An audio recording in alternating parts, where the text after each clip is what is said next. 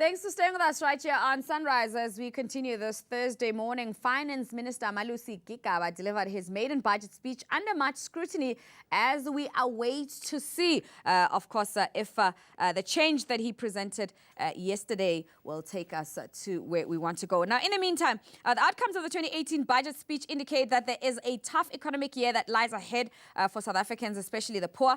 And joining us in studio to discuss this, we're joined by Vestact economist Treherne. And remember, you can be part of our conversation by giving us a call this morning on 011-447-1742 or 011-447-1620. Your comments are also welcome on our Facebook and Twitter pages. Michael, thanks for joining us this morning. Now, the biggest change came from VAT that has been increased to 15% after remaining on that position for the last 25 years.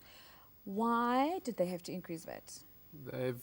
Government's basically run out of other taxes to increase. We're looking at company tax at 28%, top bracket for individuals at 45%.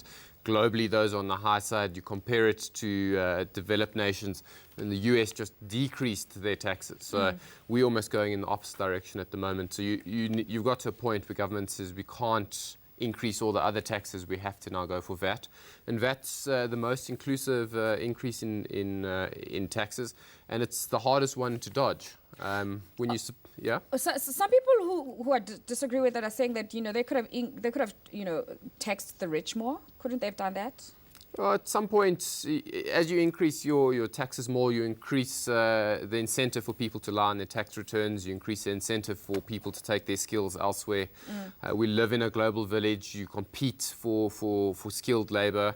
And the reality is that it's easier and easier to move elsewhere. And you don't want to see that happen. You don't want to see people cheating on their tax returns. And at 45% at the top end, we're on the high end globally, and you can't push that much more. Okay, so talking about how we are globally, those who are saying 15%, that's just a lot. But what about our counterparts? Let's look at the BRICS countries. Who is on the same bracket as us? Yeah, so we were talking off air about our neighbours. So Botswana's at 12%. The biggest constituent of BRICS, China, they're at 17%. We look at the UK, they're at 20%. India is at about 13.5%. A lot of the European nations are 20 to 25%. Germany is at 8%, though. But it's difficult to compare apples with apples because one country might have VAT, but then they have a whole bunch of other duties that they add onto it, or your zero-rated items will differ. Statistics will show that 14 to 15%, we're probably still on the lower end of that. And I think that we're fortunate that we didn't get pushed straight to 16%. There's still a monster hole in our budget. How much will it raise for the entire fiscal? It's about an extra 30 billion rand, so it's not nothing, and it's money that we desperately need.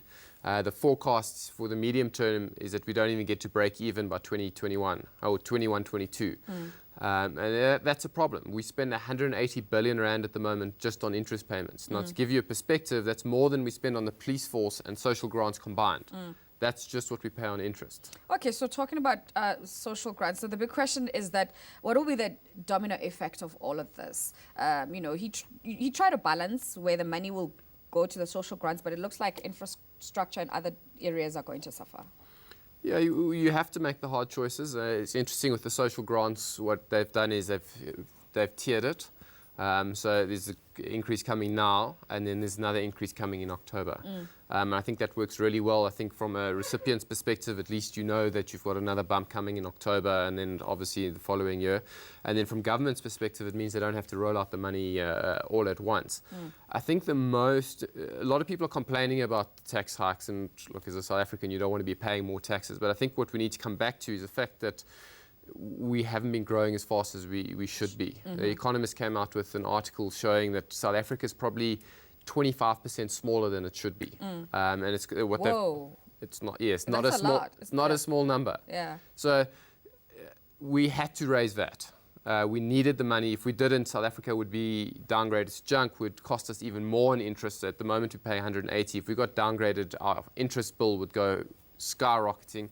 So we didn't have a choice from that perspective. But I think if we're going to lay blame, it's on the management of where we're at the moment. We should be bigger than we are. If we are growing faster than we are, you avoid the need to raise taxes because you're getting increased economic activity.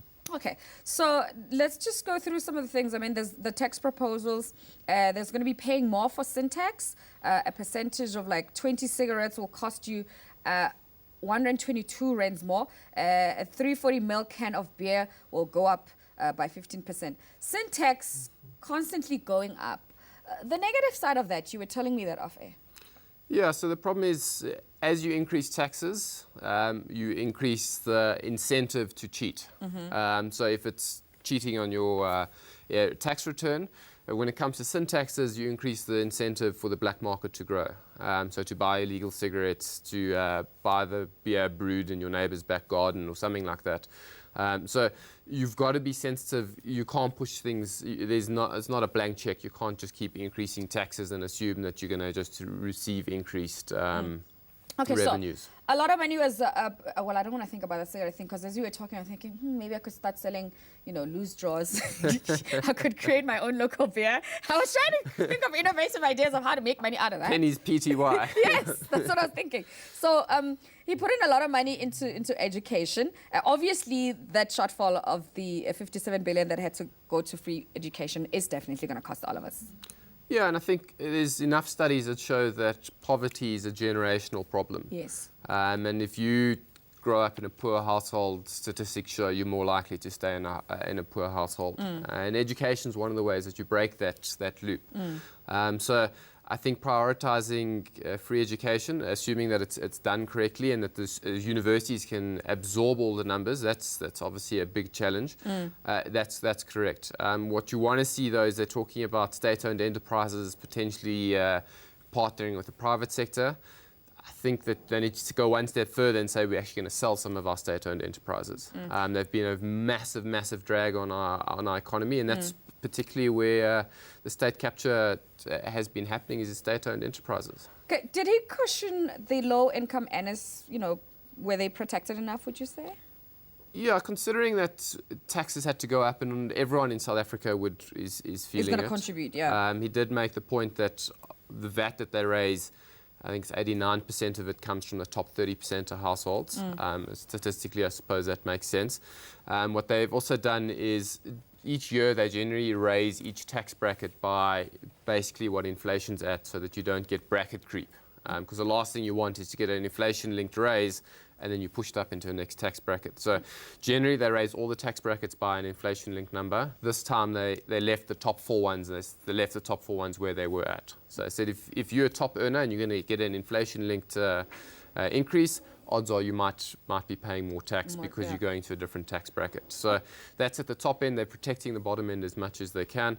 I think where poorer South Africans are going to feel it is the increase in the fuel. Oh, yes. Another 52 cents. Yeah, Pelisa. And then that means like bus fare is definitely going to go up. Yeah, so people have been complaining about VAT, but there's a lot of zero-rated items. Yeah, I was going to ask, I was going to ask you if you can also touch on that how will that work? Different zero-rated items will also help in terms of like people's basket and things that they'll be buying. Yeah, so it's not going to change too much. Your things like breads and maize meal, rent is VAT exempt. Government public transport VAT exempt. So there's a lot of things that they've gone. The poor people in the country, these are the things they use. Let's make that zero rated on VAT, so that the VAT increase doesn't hit you there. There was a debate between brown bread and rye bread. So brown bread's going to be zero rated, but rye bread and your whole grains and stuff. Get out of here! It's for the healthy. It's for the healthy, but they're saying who can afford it. It's the rich people are using it. Yeah, it's the rich people so who are buying it. They've avoided that. But I was doing the maths this morning. About 5.30 rand of every litre that you spend on fuel goes to the taxman. So that's about 40% of every litre that you put in your car is tax. It's tax. So that's a big number, and that's something that the whole country can't escape. And the poor get hit because transport costs, as you say, but also, yes, food items are zero rated on VAT, but they're still got to get transported to your shop. So transported on the shop, transports are all of a sudden more expensive. It means that those food items are going to be more expensive as well. Okay, so that question always gets asked, how can one tighten their belts? Well, I think the main thing is you've got to look at your expenses. You can't control what you earn. You can control what you spend. What you spend, okay. And I think the trick that most financial planners will say is pay yourself first. Is make sure that you've got your savings and then get rid of as much debt as you can. Debt is something that you want to avoid at all costs. Okay. Lastly, there was something as well for small businesses. How that was handled. 2.1 billion has been allocated to benefit small and medium enterprises during startup phase. I haven't read into that, so I don't have a comment there. You don't have a comment there. Okay, so what would you have done differently? I think I would have gone straight to 16% on VAT. Get the one hit out the way, potentially leave the fuel levy alone. The reality is that our finances are in dire straits, and it's because we haven't grown as fast as we need to. And I think that if there's going to be blame, it needs to be on the management of how things have gone, not on having to raise taxes. And as a nation, we elected the government, and as a nation, we are now paying high taxes. All right, well, we're going to have to leave it at that. Thanks very much, Michael, for joining Penny. us this morning. That was Vestact economist Michael Treherne this morning. And we will look at some of your comments before we close off the show this morning. What would you have done differently? We're going to be all right. Mark.